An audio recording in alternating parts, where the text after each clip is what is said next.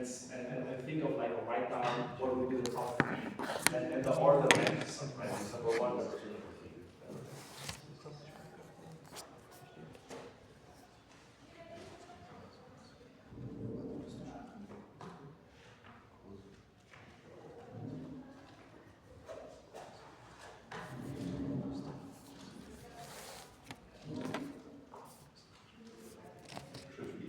Should we exclude our own topic as well? No, you can vote on your own topic. But we first do the pitch first before voting. Right, so now kind of think how you would vote, then you hear the pitch, and then you really vote. So you have a chance to change your mind or to convince other people.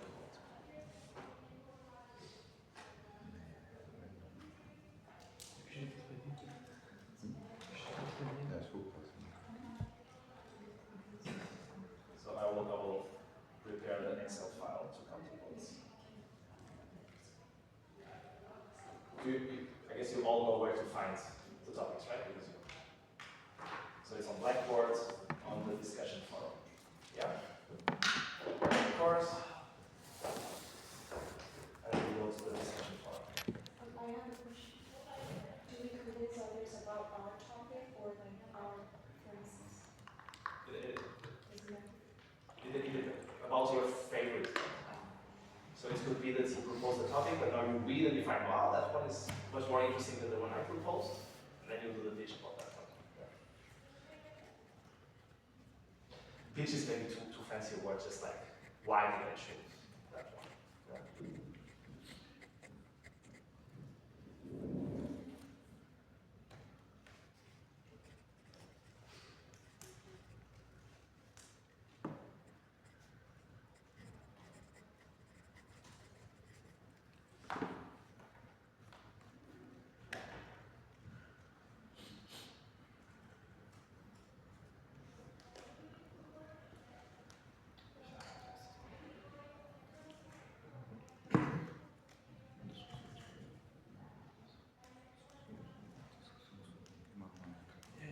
Esqueça, nem que se esqueça de oferecer conversar.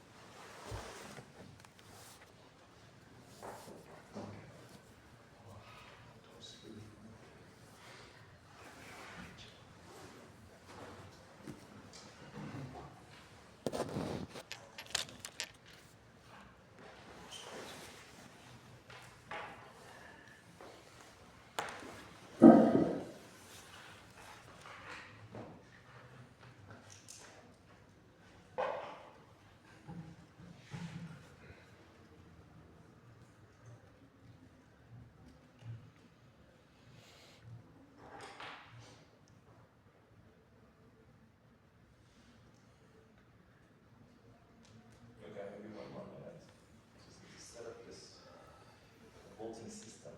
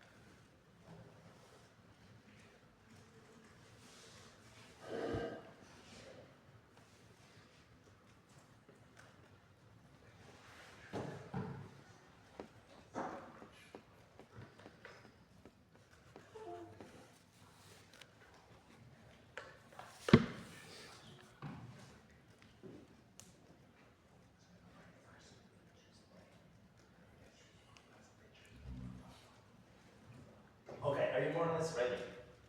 Yeah? Perfect. Who wants to start?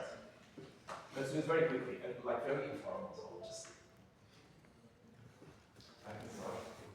Perfect. So my title is Global Value Change, Opportunities, Risks and New Strategies in the Global South. How do upgrading and reshoring influence development? Okay. So, yeah, back in the days, products were produced within one country. Today, the process is global to save costs and make use of special capabilities.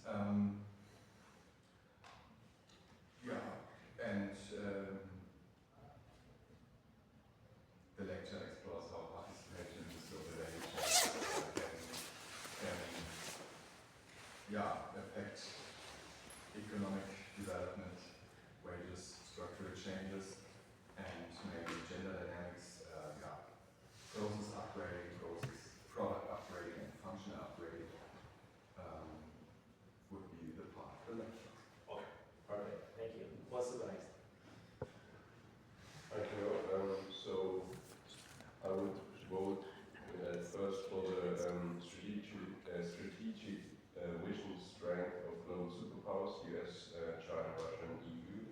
So I think it's one actual problem we're facing with the economic, for one example, chip production in China and how we depend on them. Maybe, that's my first. Should I go with my second or just my first? Yeah, go with your second if you want. And the second one would be migration. I think it's two topics, and I think it's one of the political most debated topic right now. So those two. Okay. Thank you. Yes, I can do next. My topic is the impact of the illicit drug economies in development of Latin America. And yes, it's just about of course, how I wrote the influence in the last, especially the past 50 to 60 years, so since the 70s in general. Yes, and I want to focus on how they just implemented shadow economy and how it led to how to say institutional erosion or something. Of course it's just an interesting topic, so I really want to bring it in. Okay, cool. For me, the impact of illicit drug economies on development in Latin America. I think it's very interesting. Okay. Thank you.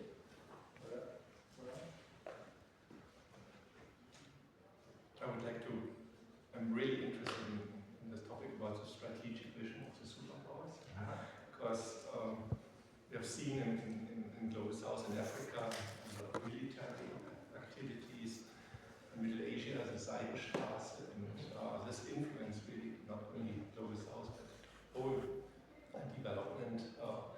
And on the other side, there are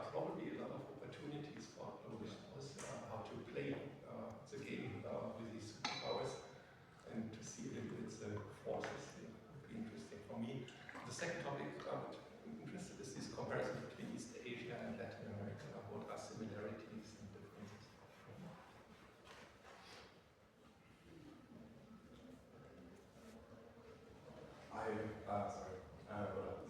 I found interesting as well the topic legal and illegal migration and effects on development, how different types of migration influence growth, remittance, labor markets, and inequality in developing countries.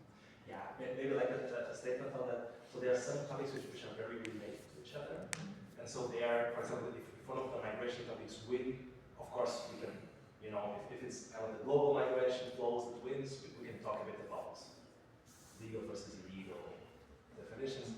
If it's the global superpowers, or there are a couple on China with different flavors, we can also kind of combine them a bit. Yeah?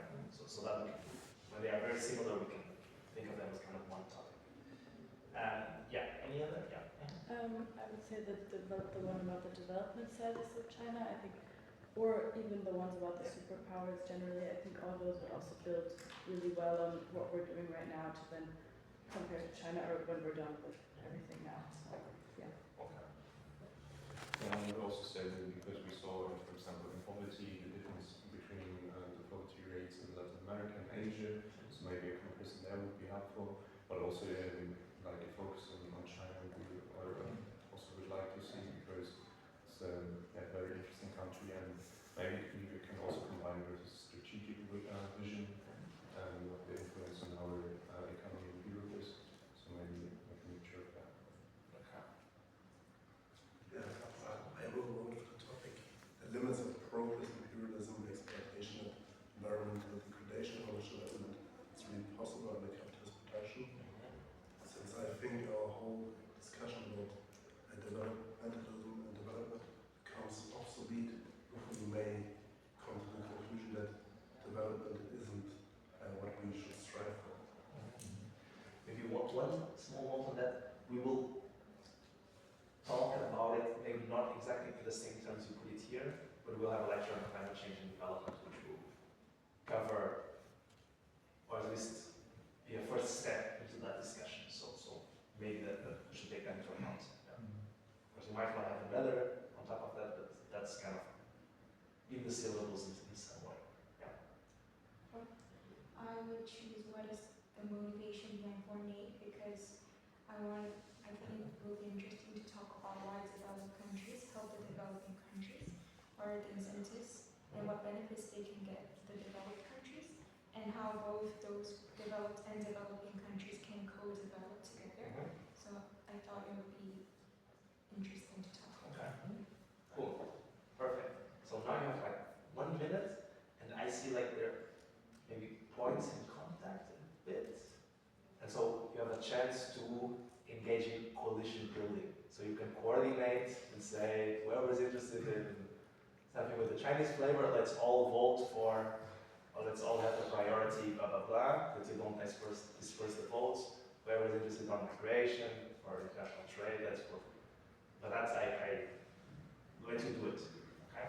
1 2 minutes, I start giving out the ballots. And then but you can coordinate, you can talk now inside. Which one did you like? I have 3 topics, and I guess these are okay. And you should choose 3 topics between those in the discussion. So we can only vote one. Now you have to pick the top 3. So we can write all 3 of them. Yeah, and the order matters. Yeah. And where are we gonna? Yeah, Okay. Sorry. Yeah, but he wanted to something. No, because he said something about I will tell you. Nee, also ich finde das von Milan auch nicht gut, muss ich sagen, weil im Vergleich zu haben von okay, ich finde alle Thema ein bisschen scheiße und Okay, so we'll of you, what is the voting technology? On one side, I proposed it. You write 1 2 3 and the topics. And 1 is your favorite, gets 3 points. 2 is your second favorite, gets 2 points. The third one is your third favorite, gets 1 point. And I will just add up all the points at the end, and the one with most points wins. Yeah. Maybe inform me we should start the first one, that we like, we put the name of the person who posted. No. Just put like enough keywords that we can recognize what it is. Yeah. You're not voting for a person, you're voting for the topic, okay? And And the second thing is, on the other side of the post-it, listen please. On the other side of the post-it, write your name, okay? And then, if your name is there, you got the class assignment number 2. That's how I will find out. So write it in a way that I can read, okay? But please know my details.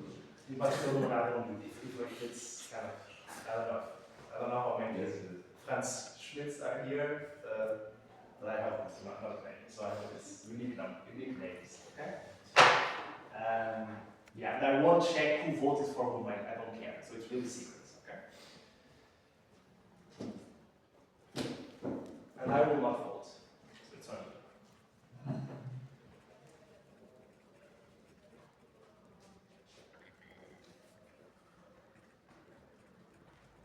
If there is a tie at the end, we do a second column. Just one against me.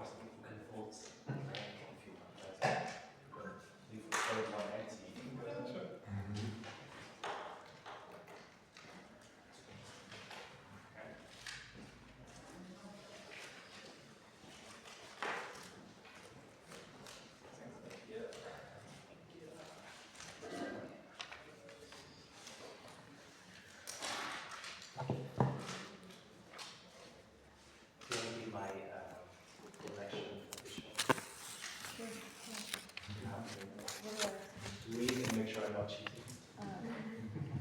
Just have to cut some points.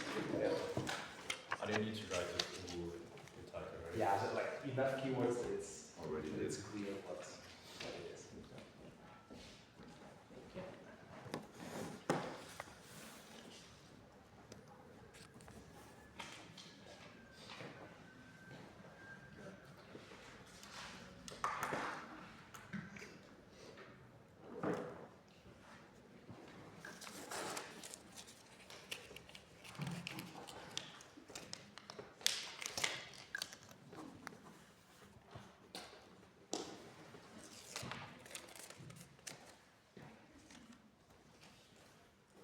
We're putting more thought than some voters in real elections.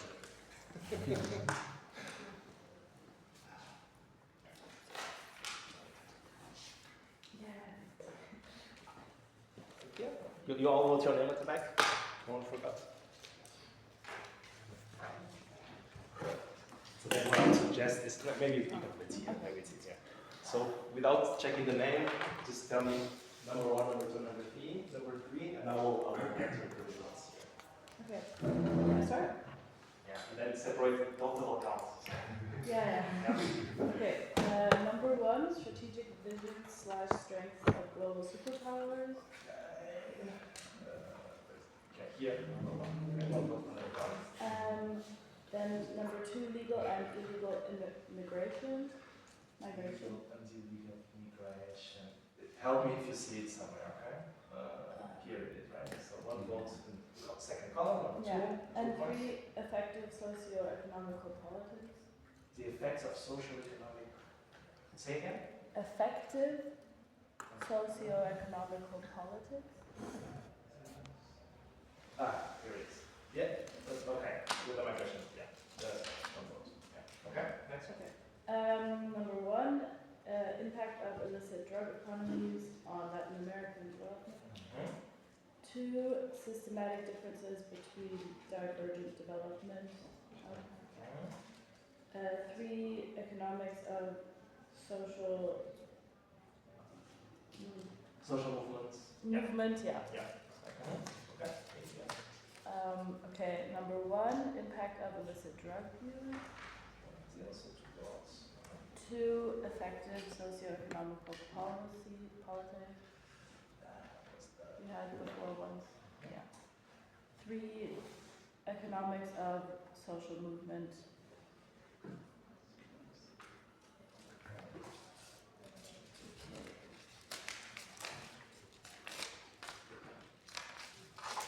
Number 1, impact of drug economies.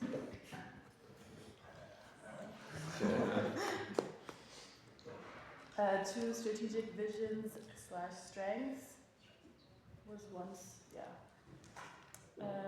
3, motivation behind foreign aid.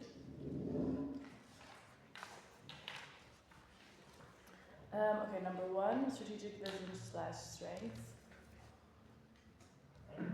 Legal and illegal migration.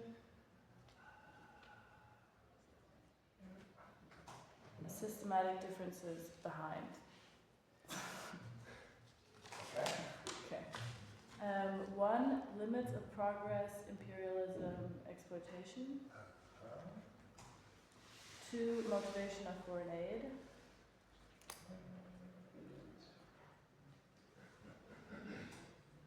3, growth under different systems of governance.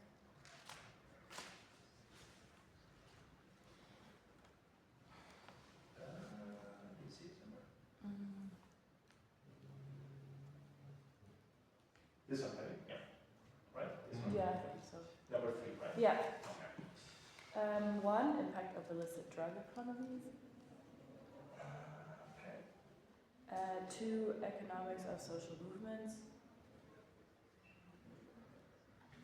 And 3, the political economy of corruption.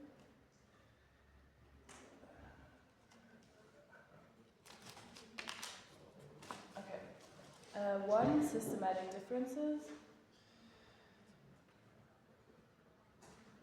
2, the development status of China. And 3, China's strategic expansion. 1, motivation behind foreign aid. 2, political economy of corruption. And 3, impact of illicit drug economies.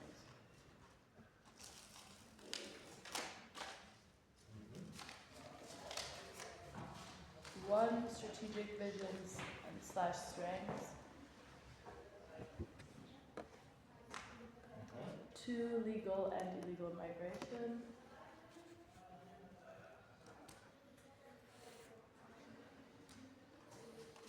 3, development status of China.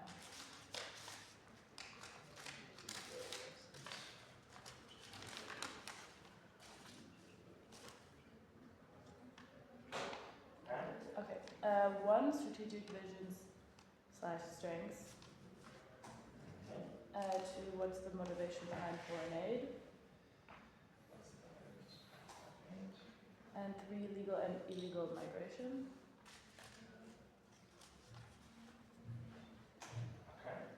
Okay, 1, strategic vision / strengths. 2, comparative analysis, East Asia, Latin America.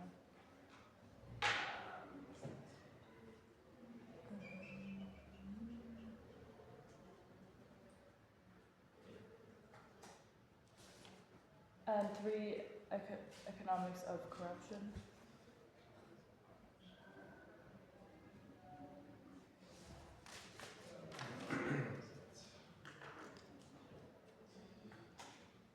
Okay, that's 1, migration and its effect on development. Is this one or? I think it's the last one. It's the last one, okay. 2, global value chain, opportunities, risks. And 3, limits of progress. Is that all? Yeah. Yeah, okay, very good. Let me like this. I think Okay, so clear winner. Strategic visions, strengths of global superpowers, US, China, Russia, EU, with respect to the development of global South, what are the expectations of global South regions on them? Yeah? I think that there we could also touch a bit on foreign aid, which is going to be one instrument with which global superpowers intervene in the global South. Migration, might mention, but maybe it's then too much. So I think foreign aid would be one aspect, and otherwise maybe we should stick with that one. in number 11 is also China. Right, so we can mention, yeah. So I like the role of China, we can mention it. Yeah.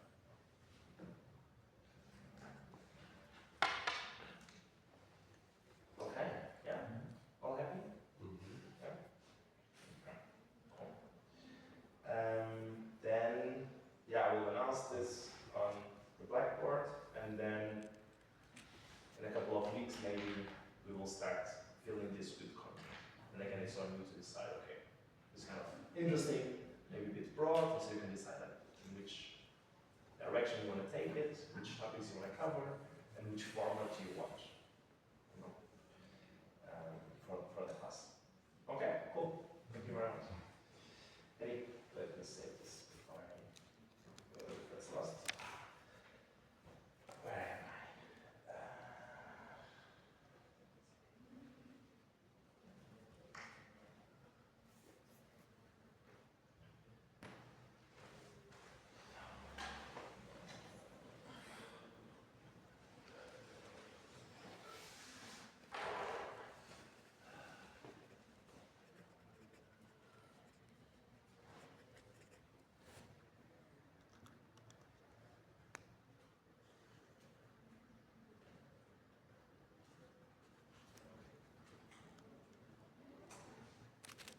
Okay, you got how this rank-based voting works? It's interesting, huh? So it's really kind of it's been used in some elections to, when there are many candidates, and so like in elections where there are just 2 main candidates who are supposed to win, this doesn't make sense, then it's kind of who gets the majority. But for elections, maybe local elections sometimes, where there are a lot of independent candidates, it's kind of not clear how strategic you should vote, and you might be indifferent between some, but really dislike another one, then this rank-based voting delivers another output, and it's an interesting tool. Okay. Since when does New York City vote like I this? think it was the first time, but I'm not sure if they already had it before. It was the first time I noticed, but also because it was kind of very, very interesting election. Yeah. I think the range was voting was just looking for the democratic process. Just for the primary round, yeah. Real Which in New York City is kind of the equivalent to the real election, but you're right, which was just within which is the democratic party, yeah. Which then is the one who wins. Yeah. Okay. So remember where we were. We know where this mysterious what was it? 2.5, 2.15 a day. No, $3 a day, it's the latest one, right? Where that comes from. We also kind of made some rough calculations and realized if we translate that into kind of monthly euros, which is the unit maybe you are most intuitively used to think about, that's kind of very, very low. So we're really talking about kind of the absolute despicable extreme poverty, that's the threshold.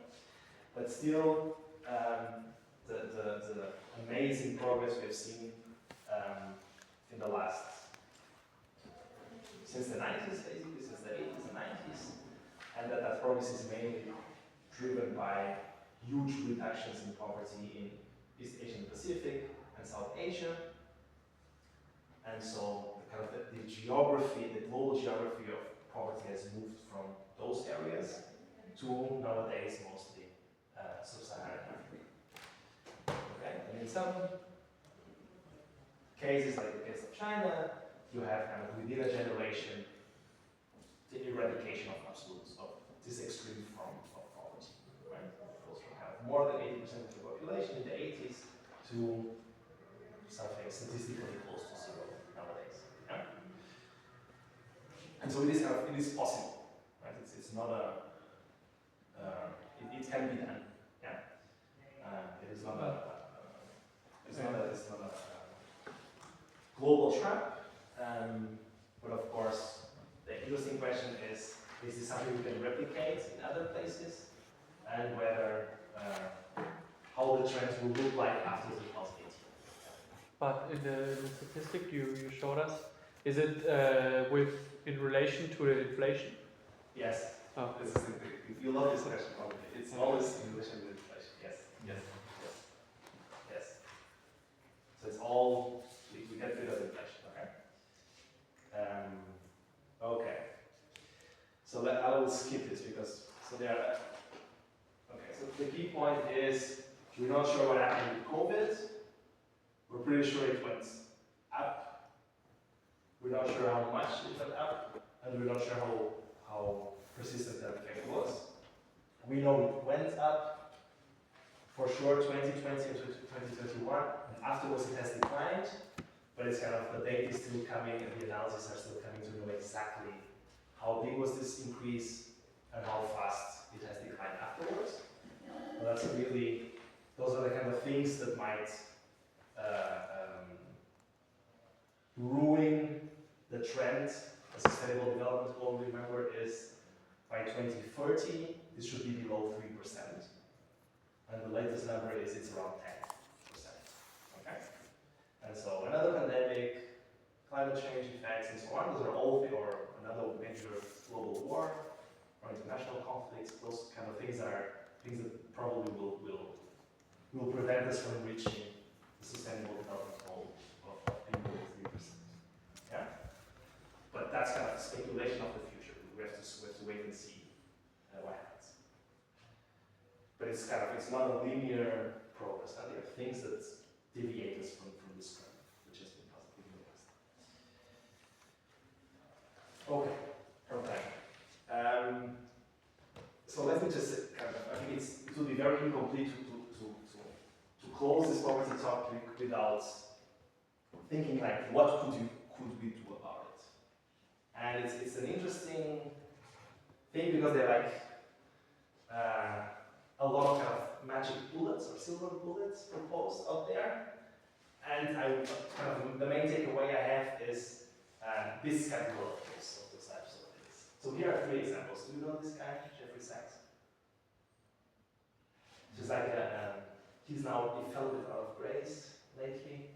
But he was a very, very influential, maybe like the most influential economist kind of in I would even say like in pop culture, in around the 2000s, around the change of the millennium. So he's always like, if you Google him, he's always, I don't know, hanging out with Angelina Jolie and Bono in like big UN events and so on. He's a very pop figure. And he had this, he was very famous for proposing the so-called Millennium Villages program. Have you heard of that? This kind of the idea, his idea is, there's kind of poverty is explained by a poverty trap. So people are, if you're very poor, you're just stuck there. There's no way that on your own you'll get out. And so what you need is really kind of a massive inflow of resources from abroad. So think of it as kind of a Marshall Plan at the local level. Okay? So then he claimed everything we need to do is a technical problem. Everything we need to do is kind of coordinate, lobby, get a huge amount of foreign aid from rich countries, and then kind of concentrate that money in specific locations of the global south, where poverty is concentrated, and that will break this poverty trap. And to prove this concept, he created the Millennium Villages, which was literally, you went to some villages which were extremely poor in East Africa, in Sub-Saharan Africa, and then he kind of wanted to make kind of a pilot project and say, look, if we now come from the north and just kind of build roads, build schools, pay everyone a nice wage, build health clinics and so on, we will see those villages will kind of sustainably escape from poverty.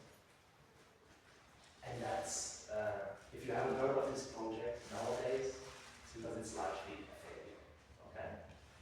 So there's a very nice book by a journalist who kind of accompanied him while he's setting up this project and visiting the villages and so on. And she starts kind of as a huge fan, and then becomes very disillusioned. It's called The Idealist. It's very interesting to read. And yeah, the main idea is, like, once the money is flowing, things work more or less. As soon as the money stops flowing, things fall apart. Okay? It was a very, and this idea still persists, right? This idea that kind of what you need is a huge inflow of money from somewhere else, and then people can escape the poverty trap. We will see a theory which kind of rationalizes this idea. Why did it fail? Sorry? Why did the project fail? It's a long, so it fell at very different levels. So I think the fundamental level was that his claim was you need to have this one-time inflow of money, and then it becomes sustainable. Then you can kind of step back, and they will grow on their own. And this didn't happen. So as soon as the money stopped flowing, as soon as aid stopped flowing, then the school fell apart again, and there was conflict, and there was people migrating away and so on. So it was not sustainable over time. And it's kind of at an academic level, there were problems with the studies he was producing at the beginning to show their huge effects in reducing poverty, reducing infant mortality and so on. And those were plagued by errors. And then people found out the data was all not seriously analyzed. So there was kind of there was a huge credibility problem on the kind of scientific merit of the type of research he was doing there. That's kind of independently. Yeah, basically the project ran out of funding, which was supposed to, and then things went back to the way they were. Right? Okay, do you know this guy? Mohammed Yunus? There is in the Nobel Peace Prize. What is he famous for? I think he's the guy who proposed the mini credits for economic development of very small projects. Yeah. So he's the inventor of the microcredit approach. So he's an economist from Bangladesh. And there it's really kind of the idea is, think of the first example of the two farmers, right? And so his idea, which is it's a bit like Jeffrey Sachs, but it's a very, very, very micro level scale. Right? Not kind of you need money to revolutionize the infrastructure of the whole village. This is kind of we need a small amount of money, credit, microcredit, that enables people to do small investments, which otherwise they don't have the capital or the access to credit to do. And then the market failure recognizes this. Private banks will never do that. Private banks will, the costs are too high to go and give. We're talking sometimes like a 10 euro credits over 6 months, right? For people to buy a new tool for agriculture or to buy, I don't know, to buy a new cow and then sell the milk. This is the type of super, super small projects we're talking about. And so the private banks will never do that. So we did have he had an NGO with like a public solution, like a public good. This should be subsidized by the state. And this was extremely popular at some point. This was really seen as kind of, this is the key. And then it's kind of the way they thought, or the way he argued, is a bit like every poor person is a constrained entrepreneur,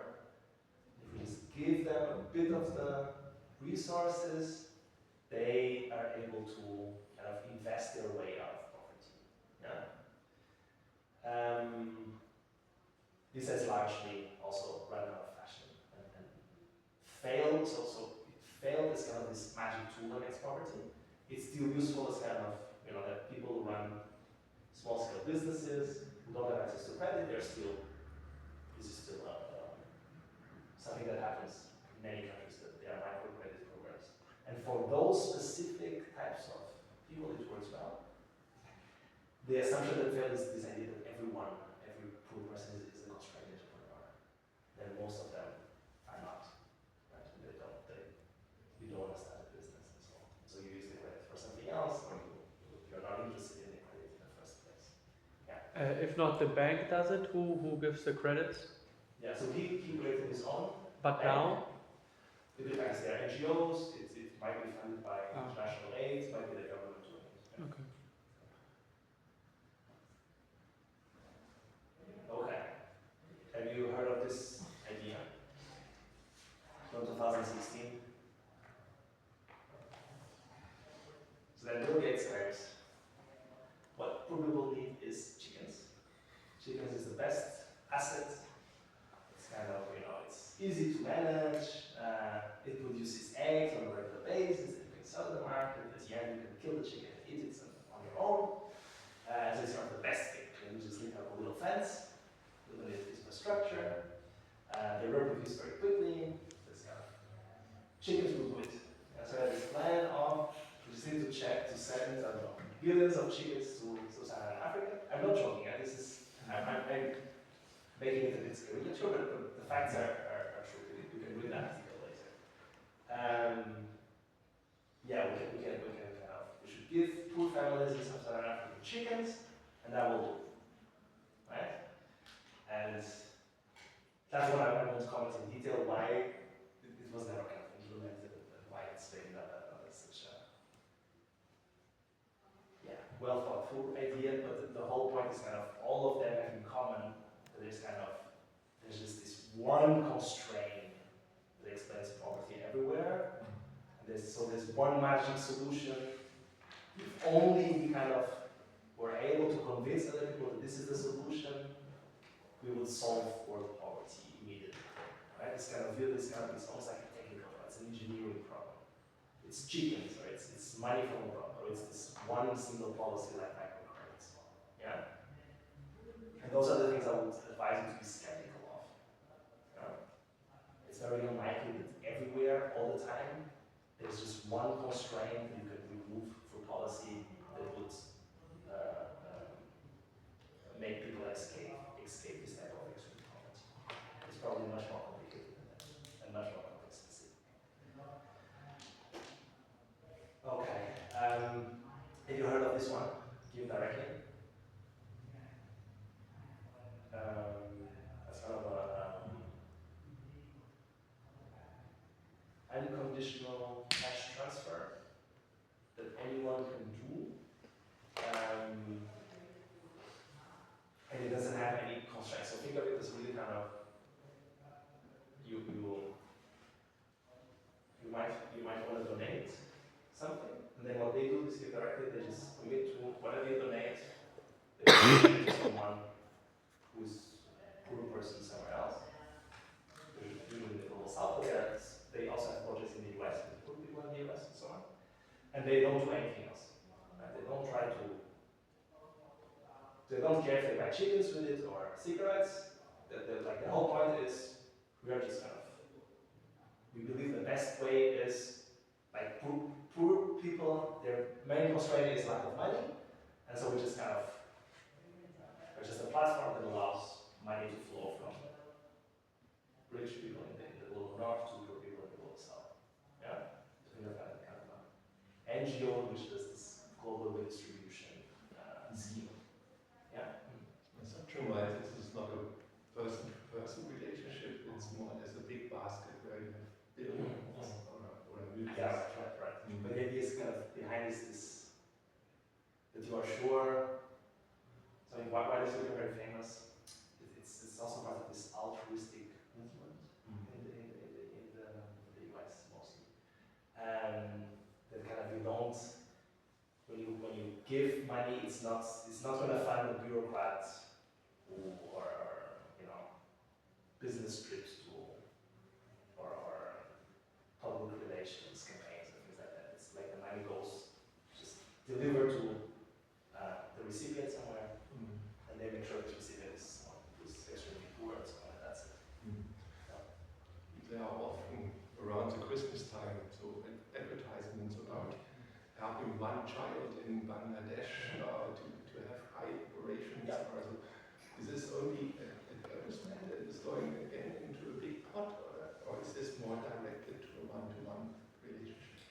I think those you're talking about is like UNICEF or Doctors Without Borders. My understanding is they do this marketing campaign because there's a lot of research saying if you see the child and it has a name, you're more willing to give, but at the end it's a pot, so it goes to their budget. And in this case, it's kind of it goes to a specific individual or family, household. Okay. All right. So maybe what we should kind of how should we think of those policies? Why they might be reasonable or not reasonable. We need kind of a theory why do we observe people in extreme poverty? Yeah, we need kind of some way of thinking about this in a theoretical way, and then we can think of the policies that might do the job. And there are kind of two fundamental views which are always kind of implicit in this type of policies. Yeah? And then we know it's kind of economists or social scientists. Let's just walk through what those theories are, and then I won't tell you which one is truly, it will depend, right? Yeah. Is that from public interests to have this kind of program or this kind of relationship, and in the giveaway website? What do you mean? Is that from the public interests? Is that for public interests? That's why they have this like UNICEF and etc. those program and to help others. So they are, you can see like they are kind of NGOs or non-governmental organization which is sponsored by those things you see there, Google and so on. But they're not part of the government. They're just an NGO. UNICEF is part of the UN, so it's kind of more like a formal international organization, part of the international organization. I didn't get the public interest, so I guess this kind of individuals, like you can decide as a private individual whether you want to donate to them, and then so it's not a public policy in that sense. It's a private decision. Right? I just put there because it's interesting that they are like it's the opposite approach, right? This is saying I know what they need, and this is just saying they need money, so I get money. Right? It's just to highlight those two approaches. And this is maybe the most modern one, the one which is most popular now. It's kind of phases. This is kind of early 2000s, later version, 2016, and that will be kind of later on. So it's very popular during COVID, for example, as a way to transfer resources to people who are in lockdown. Okay, so the two views are very simplified. One view is kind of what I might call the intrinsic view, which is like people end up in poverty, stuck in poverty, because they have some characteristics which are different from people who are not in poverty. Okay? And then there are many, for those who believe in this view, there's still a lot of debate about what those characteristics might be. I know there are some people who say that maybe these are things which are really kind of individually determined, like your talent, whatever that means, your motivation, your preferences, things like that. Or these are things more like behavioral traits that might be also a product of the environment you operate in, like how risk tolerant you are, how patient you are, how resilient you are, and so forth.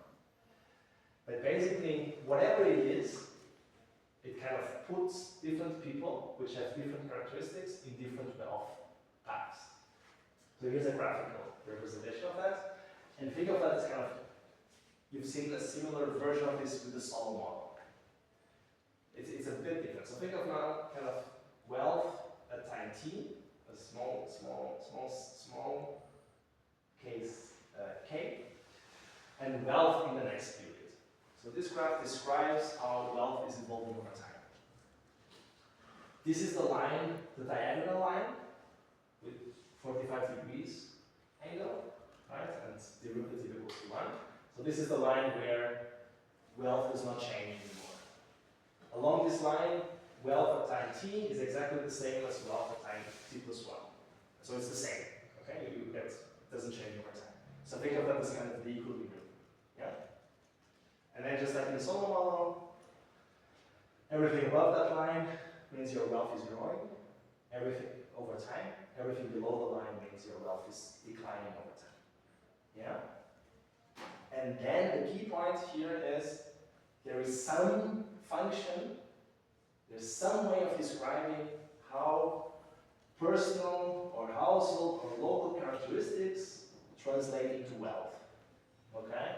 This is a very abstract level. Think, for example, I don't know, depending on where you live, which education you had, what your parental background is, what your risk tolerance is, and so on and so on. There's a certain way your wealth can evolve over time. Yeah? Depending on those characteristics. And then what those guys of the intrinsic view would say is, we can think of poverty as kind of a different wealth path. So there are some characteristics which create a wealth path which is much below others. Think of that as the poverty one. And there, the equilibrium is going to be poverty. Yeah? And for those who have other characteristics, they end up in a non-poor equilibrium. Now, if this is the world you think, if this is kind of what you think is going on, then the policy solution is only one. The only way is to change those characteristics into those. If you don't change the characteristics, doing the Jeffrey Sachs or the Bill Gates thing, which is, think of it as a transfer of wealth in one point in time, this will not work. So look at here. Imagine someone is in the poor equilibrium, Jeffrey Sachs claims, or Bill Gates claims, or Keith directly claims, and they give you a transfer of wealth. So the next year you're going to be here, but you're still below this region, right? So you're still, if that happens, then over time you just converge back to the poverty trap. Yeah. Right? There's no way you can escape the poverty trap. You see that? And for kind of the ones who are non-poor, it's the same, right? So imagine you're stuck in this equilibrium and something bad happens. I don't know. You get sick, you get unemployed, there's a negative wealth shock. But then over time, because you have this non-poor environment, you are able to recover. So think of this kind of almost like individual equivalent to this Solo model convergence story. Yeah. So this is one point of view. They're living in two different equilibriums. And so it doesn't matter if you give them extra resources, over time they will end up in poverty again. So here there's kind of no sustainable way to escape poverty other than make those characteristics into those.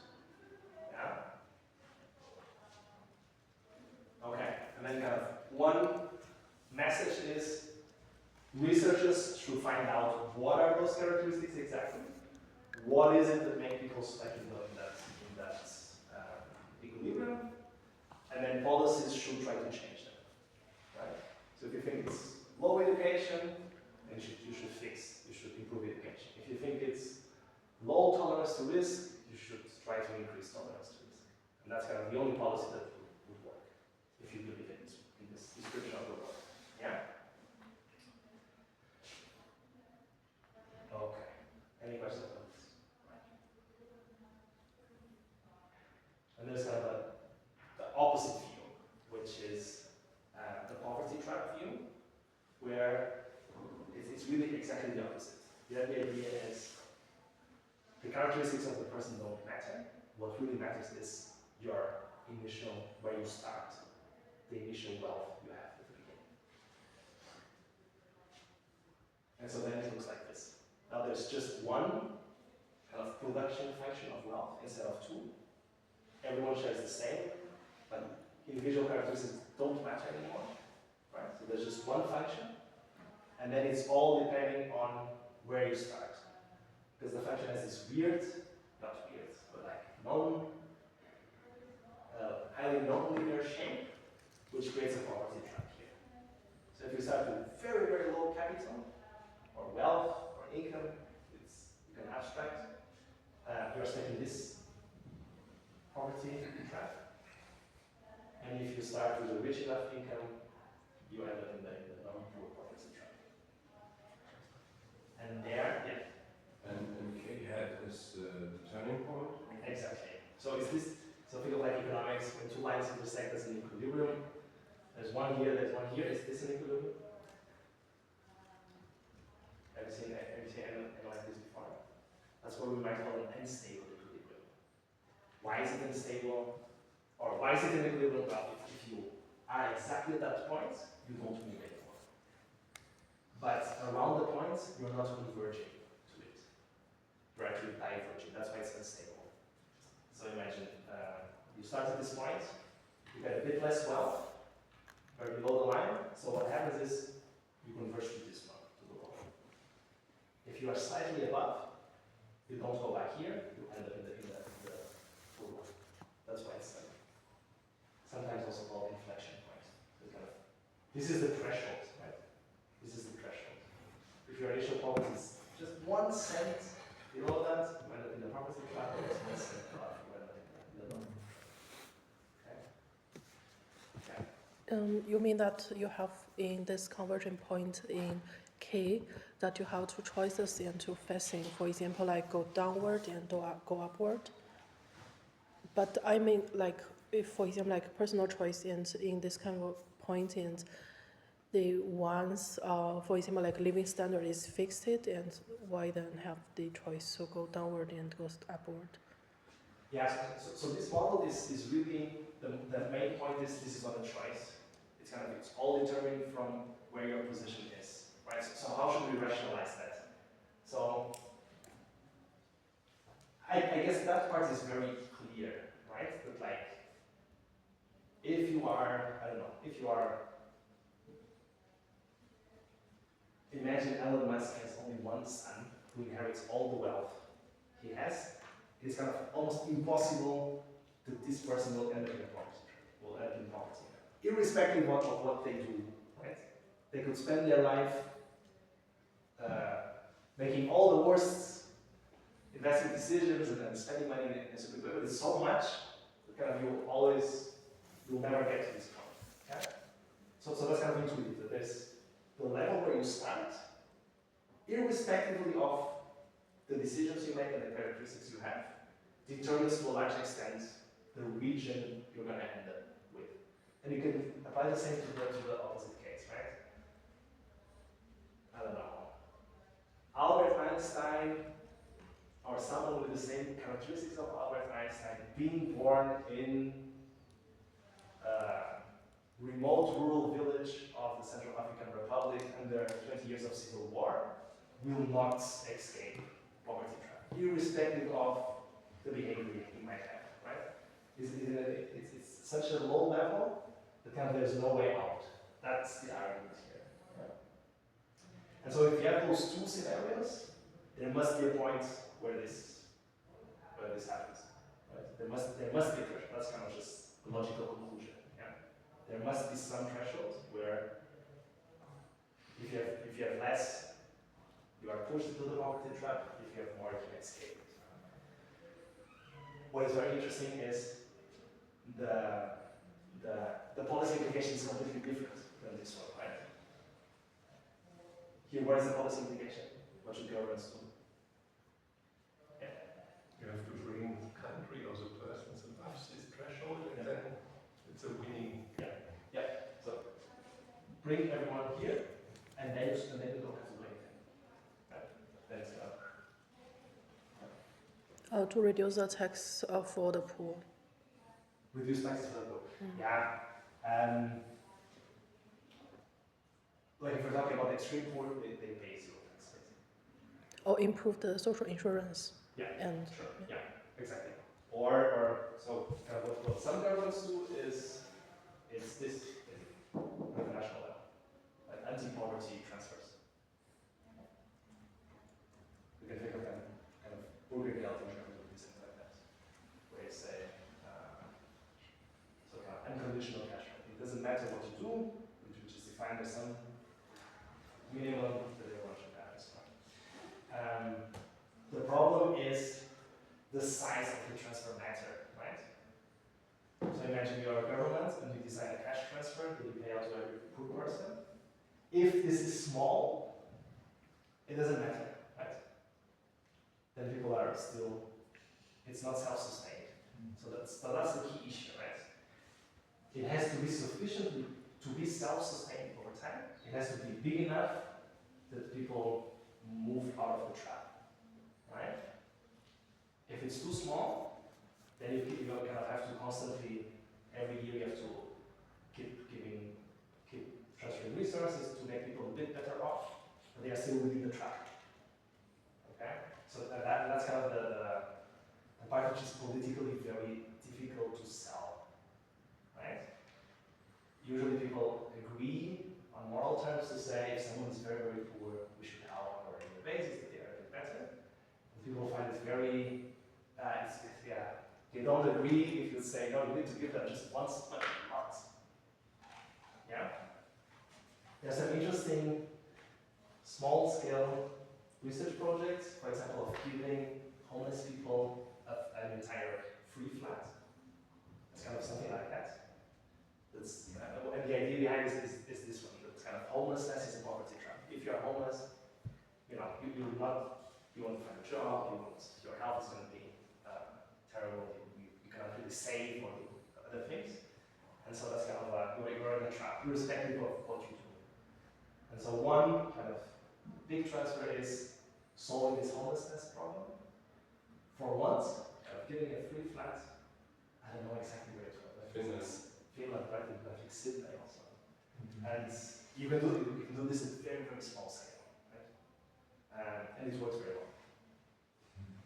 But of course, try to get a majority of the voters to agree on that policy is going to be very difficult, right? Because, but that's kind of the type of ranking. So, do you want to say that this problem fixes itself because you said it's in a small scale?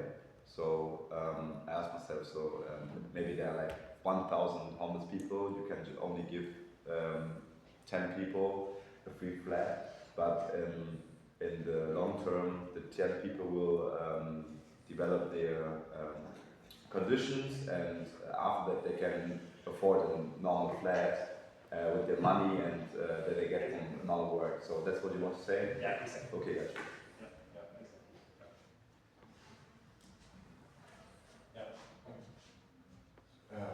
Why is it seems on the graph that the poverty trap is much smaller than the richness trap. What do you mean smaller? Like the area? Yeah, the area. Yeah, that's. There's nothing like this. Yeah, this is a model, so like, kind of get the intuition of why a trap might exist, and if a trap exists, then there must be a threshold. There must be a minimum amount that gets you out of the trap. Everything below that, you're still in the trap. Then where they exactly are in the shape, it's just the example. No one knows, right? And so there, what should research do? Research should find how big the transfer needs to be. If that research should find, do we have evidence for poverty traps? If so, how big is the transfer needed? In the homeless case, for example, then the argument would be, if you give 1,000 homeless people 1 month free rent, this is going to be too small. And after this month is over, they are back in homelessness. If you give kind of one flat or one perpetual free rent solution, this might be big enough for to escape the trap. Yeah, it's kind of so it's all about the space of the transfer. Yeah, that's the idea. Okay. Will you show us what is more realistic? Yeah, I don't know. What do you think? So What is more what is a realistic? better description of the world, right? Yes. When you have arguments like the Marshall Plan was exactly this case. But on the other side, you have the American dream of a plate washer in a restaurant and coming to a millionaire in one generation.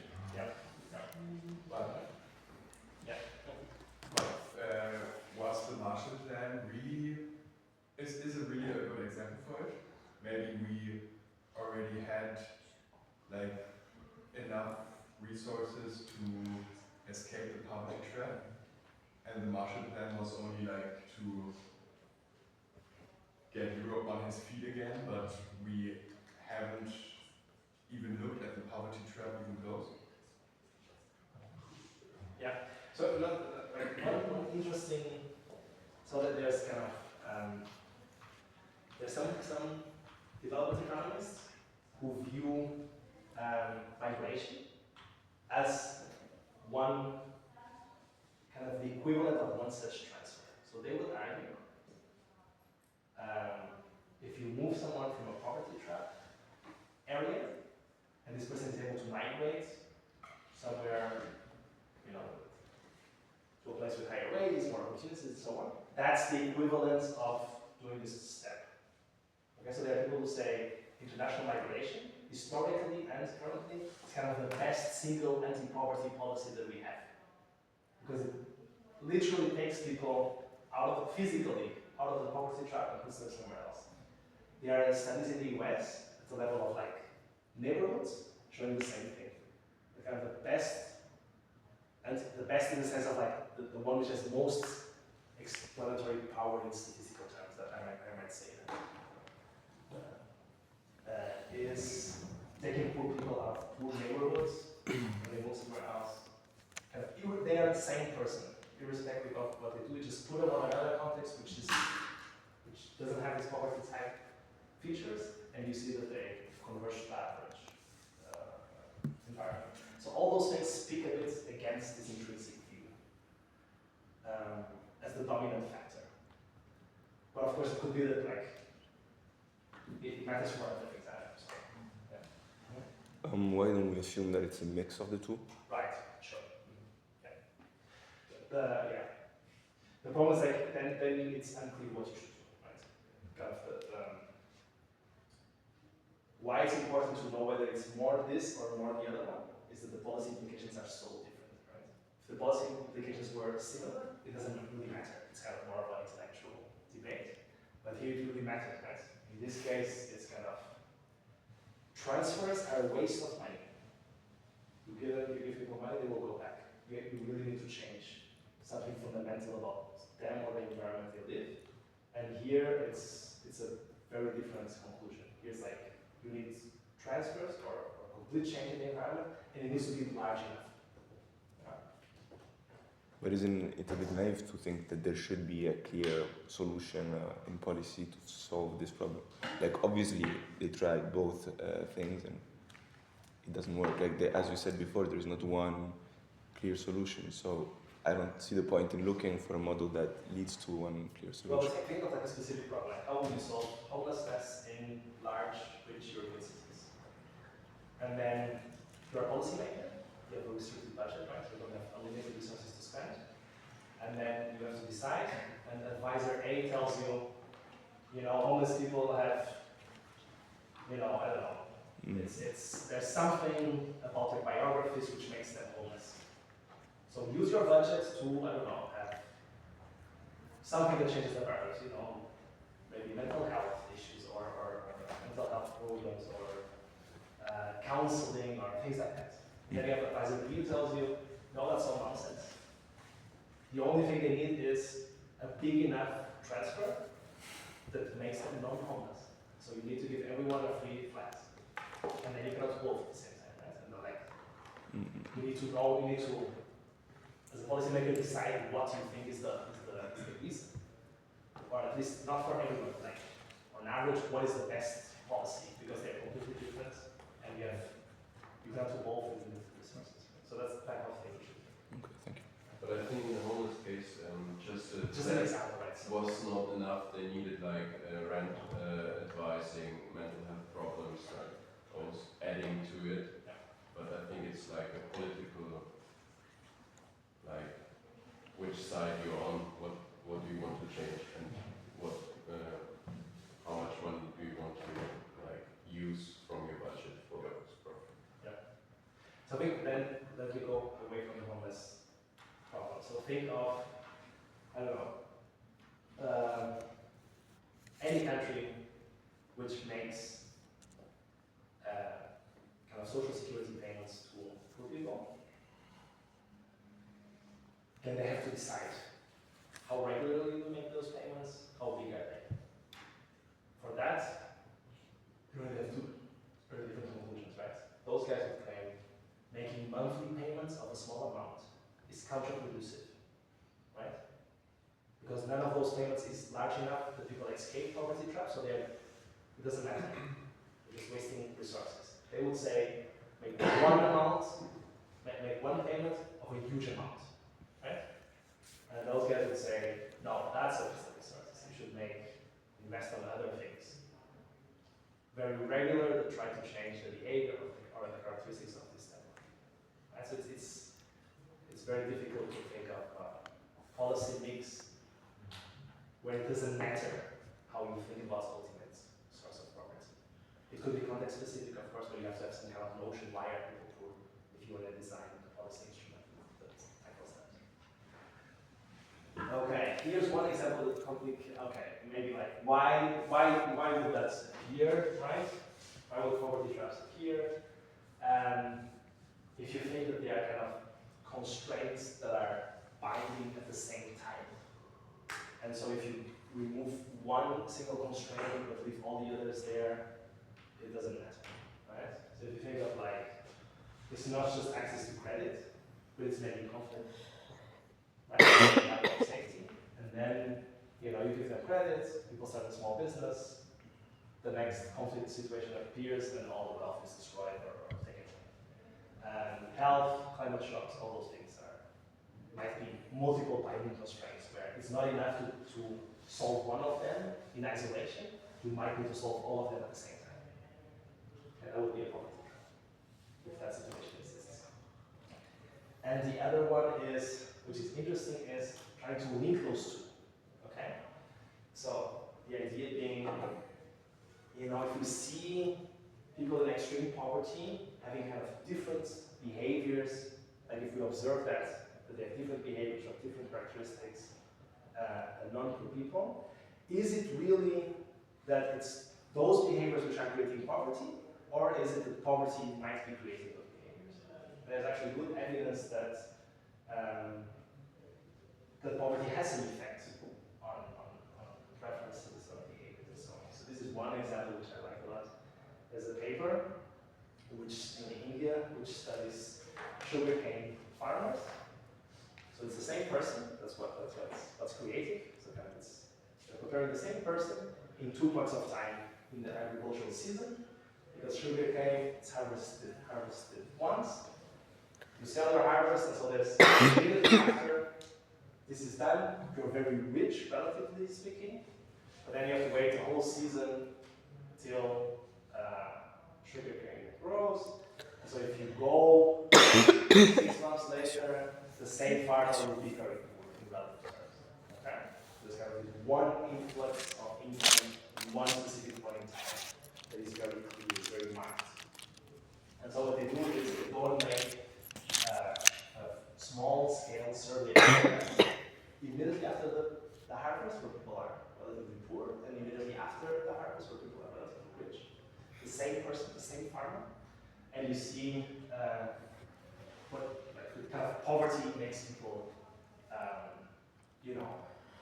becoming impatient, make all sorts of mistakes in mental tasks and so on and so forth. Think of that as kind of poverty creates a lot of stress, and so it acts as kind of a tax on cognitive capacity. risk averse, less patient, more likely to get errors and things like that. Yeah? And in this case, it's not the intrinsic characteristics of the farmers because they are the same person observed in 2 different points of time. The only thing that changes is whether they are relatively poor or not at that particular point in time. Yeah? And that would also create a poverty trap. Right? But like you face yourself in a poverty situation, you start making bad decisions because of that. It's not as a consequence.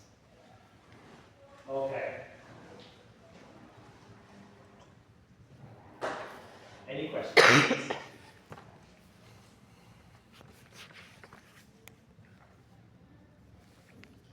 Then let me motivate the inequality lecture. Okay? And it's going to be pushed to next week.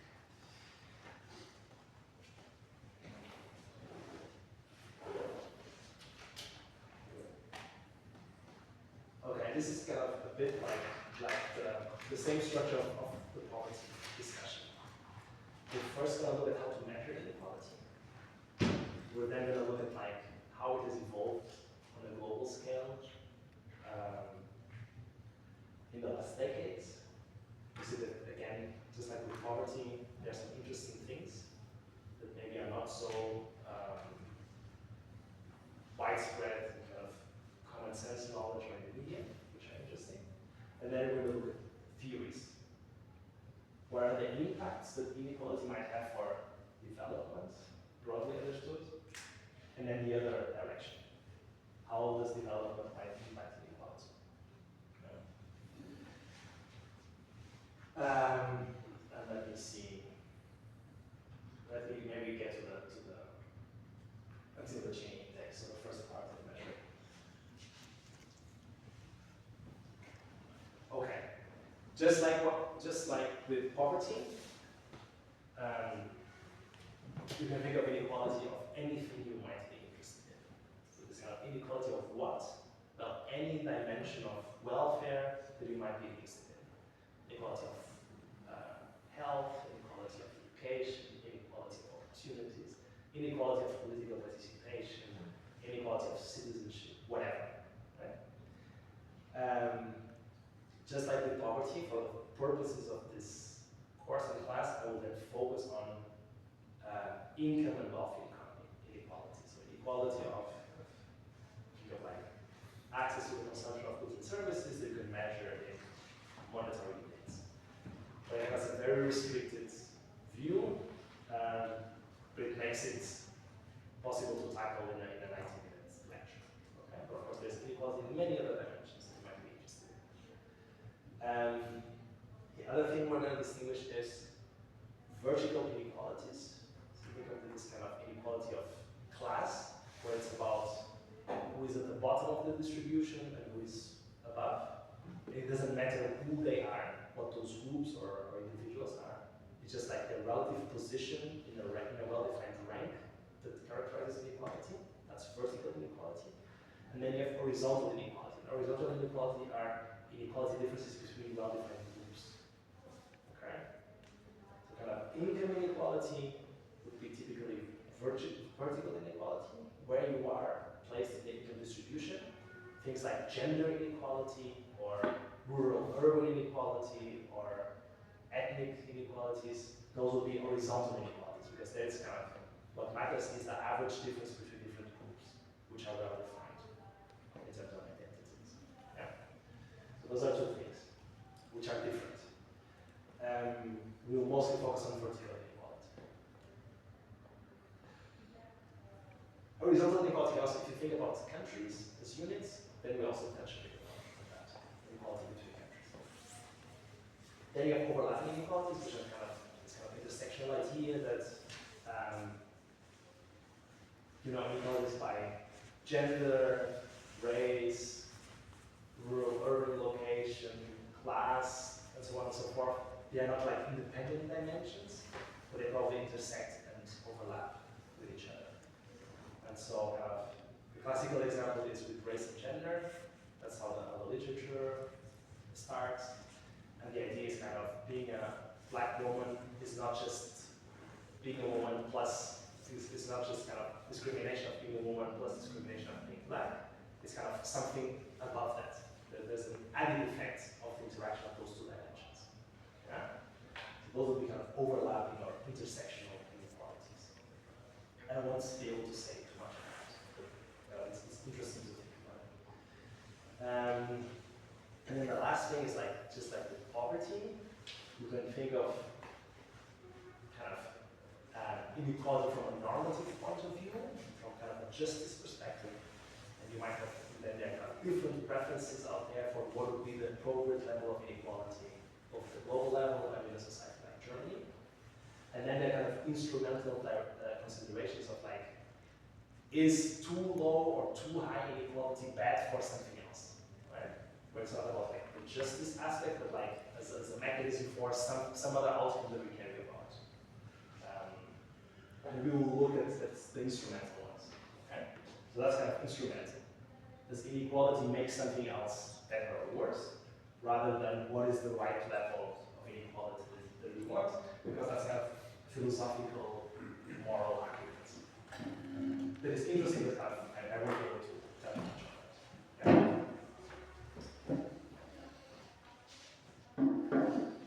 Okay.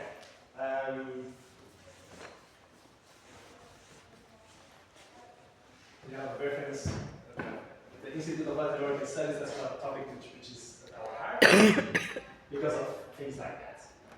That like it's one of the most unequal regions. Number one, that you see kind of very vividly. And the other thing which is very interesting is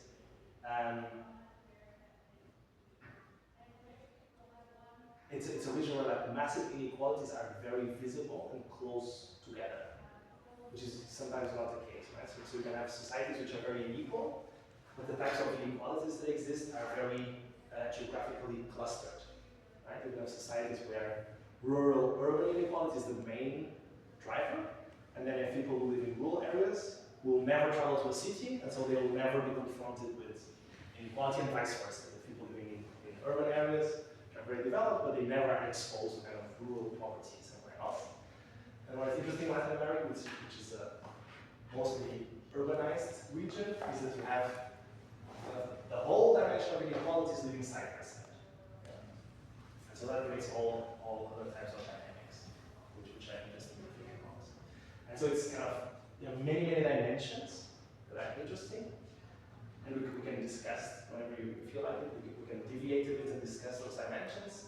But just like with inequality, I'll have to focus a bit on a simplification of that. So I'll focus more on vertical inequality. First, between and within countries and regions, and then kind of the instrumental aspect that might have for development. What would be fine. Okay, so that's the point for next week.